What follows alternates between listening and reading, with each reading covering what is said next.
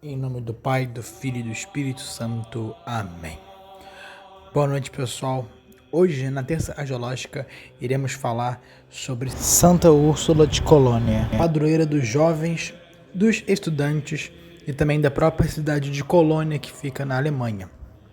Ela foi uma virgem mártire católica que desde muito cedo mostrou sua vocação para a santidade, que se cumpriu desde muito cedo na sua vida, já que ela morreu, ela se tornou mártire com apenas 21 anos de idade. Bem, Santa Úrsula nasceu em 362, em Cornúbia, que hoje fica na Inglaterra. E justamente ela era uma princesa, seus pais eram os reis de Cornúbia e ambos eram católicos. E desde muito nova, ela ainda criança, ela teve toda a formação cristã. Foi batizada, primeira comunhão, crisma, enfim, isso tudo. Com essa criação cristã, então, ela desde muito nova então se viu vocacionada para a vida religiosa. Ela desde criança já tinha atração com as coisas de Deus. Ela tinha muito amor realmente pelas coisas religiosas e seu maior interesse era referente a isso. Tanto que quando ela chegou na adolescência, ela já muito nova fez votos de castidade, prometendo a Deus então que ela iria consagrar a virgindade dela a ele, ou seja, iria viver unicamente para nosso Senhor Jesus Cristo. Só que ela, quando se tornou jovem, quando se tornou adolescente, ela também se tornou muito mais bonita do que era. Realmente sua beleza era muito conhecida por todos. E na época, era uma forte tradição as meninas se casarem muito cedo, muito mais cedo do que é hoje em dia. Então ela, sendo uma jovem muito atraente, já começaram a ter vários pretendentes para se casar com ela. E o pai dela, sendo rei, e não sabendo que a filha queria ser religiosa, porque ela fez os votos de castidade de forma escondida, não revelando para o pai, o pai dela então quis arranjar alguém para com que ela conseguisse se casar. E esse alguém, de vários e vários pretendentes, foi o Duque Conanos, que ele era um general, do exército do reino, e ele era um forte aliado do pai de Santa Bárbara, porém, uma coisa que os diferenciava é que ele não era cristão. Mas ele era um homem de honra, um forte aliado do pai, um soldado, e militar do mais alto nível, então o pai achou que era bom e justo a filha se casar com alguém como ele. Só que era aquilo, Santa Úrsula queria viver uma vida religiosa, ela queria viver só para Deus, então ela não queria se casar, ela queria ter uma vida celibatária. Então, sabendo então que o pai já havia escolhido alguém para que ela conseguisse se casar, ela então acabou aceitando, porque ela era muito obediente aos pais, mas acabou aceitando isso de uma maneira bastante angustiante, porque ela realmente não queria se casar, mas ela acabou de início aceitando. Porém, o que fez ela voltar atrás nessa aceitação foi quando ela ficou sabendo que o futuro marido dela não era um cristão. Isso foi realmente algo que a incomodou muito, então ela acabou pedindo ao pai para que ela tivesse ao menos uns 3 anos de espera para que ela conseguisse se preparar para o casamento. Então, embora ela tenha conhecido, o seu futuro marido e tenha convivido com ele, ela não tinha se casado oficialmente com ele ainda. Ela queria esperar pelos próximos 3 anos para que ela e ele conseguissem se preparar, mas lembrando que durante todos esses 3 anos, embora houvesse um convívio, os dois nunca tiveram uma relação.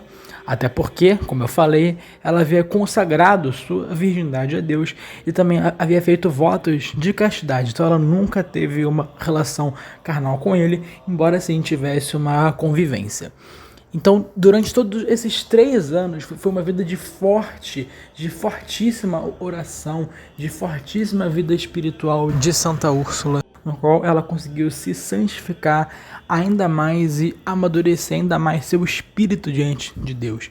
Então, ela ainda muito nova já havia realmente tido uma base espiritual, tinha uma maturidade na fé muito grande e era um exemplo de católica a todos. Realmente sua beleza interior era muito maior do que a sua beleza exterior. E, acima de tudo, foi durante esses 3 anos que ela tentou de todas as maneiras converter o seu futuro marido. Só que ela não conseguiu, infelizmente. Realmente, seu marido acabou nunca se convertendo. E isso foi algo que realmente a chateou muito, porém acabou a convencendo de que realmente ela não estava apta, né, para a vida do matrimônio e ela realmente de maneira nenhuma queria se casar com ele, embora o amasse, né, como um irmão e quisesse todo bem para ele. Porém, então, após esses 3 anos, mesmo ela não querendo se casar, a promessa havia feito, né? Porque ela havia feito a promessa para o pai de que após os 3 anos ela iria se casar. Então, após os 3 anos se passarem, ela teve que aceitar. E os dois iriam fazer uma viagem das núpcias, né? Para Bretanha Francesa. Então os dois embarcaram em um barco indo, né, para esse lugar, junto com mais 11 meninas, tão jovens quanto ela, e também as 11 eram virgens e iriam se casar com os soldados, o qual o marido de Santa Úrsula liderava, né? Então, durante essa viagem, que iria durar semanas, uma forte tempestade acabou assolando o barco. E ao invés de ir para a Bretanha Francesa, o barco acabou caindo justamente na cidade de Colônia, na Alemanha. Porém, eles deram o azar de que justamente aquele lugar onde eles acabaram chegando era o lugar onde estava o rei Átila, que era o rei dos hunos, que era um povo, né, extremamente violento e bárbaro. Então, eles mal chegaram naquela cidade e os hunos acharam que eram invasores e eles mataram todos na tripulação, incluindo o marido de Santa Bárbara e todas as 11 meninas. Porém, Santa Bárbara foi a única que ficou viva, justamente pela sua beleza indescritível, que chamou a atenção do próprio Átila e ele acabou se dirigindo a ela e fez uma proposta de casamento. Sim, ele queria se casar com ela à força, de forma bárbara, de forma que ele iria mandar nela a todo custo e ela ia ser agora a rainha dos hunos. E então ele acabou fazendo esse pedido a ela e a resposta que ela deu era realmente a prova de que ela era uma santa do mais alto grau, porque ela respondeu: não posso me casar com o Senhor, pois eu já sou casada com o maior rei que já existiu nesta terra, o Senhor Jesus Cristo. Então Átila, né, ficou extremamente furioso com essa negação do pedido, tão furioso que ele próprio acabou degolando Santa Úrsula na frente de todos os outros hunos, na frente de todos os outros soldados. Então, a partir daí, Santa Úrsula, todas as outras meninas, né, as 11 meninas, começaram a ser vistas e tratadas no mundo inteiro como heroínas, como mártires da fé. Especialmente Santa Bárbara, porque ela morreu afirmando que Cristo era rei. E ela, mesmo sabendo que iria ser morta, porque ela tinha a opção de se casar com ele, e se casando com ele, ela não iria morrer. Então ela sabia que se ela negasse aquele pedido e afirmasse a soberania de nosso Senhor Jesus Cristo, que ela iria ser morta. Mas ela ainda assim não negou a fé, afirmou que Cristo é o Rei dos Reis e assim foi martirizada, morta em nome de Deus. E o seu martírio aconteceu no ano 383. A partir daí, então, toda a tradição, todas as festas populares e toda a estrutura da igreja passou a honrar e homenagear Santa Úrsula, porque era um costume, né, nos primeiros séculos do cristianismo que aqueles fiéis, né, que aqueles católicos que se destacaram pela fé, pelos atos heróicos, pela evangelização ou pelos martírios, que nos primeiros séculos eles não eram em si canonizados. Isso foi um costume que surgiu com o tempo.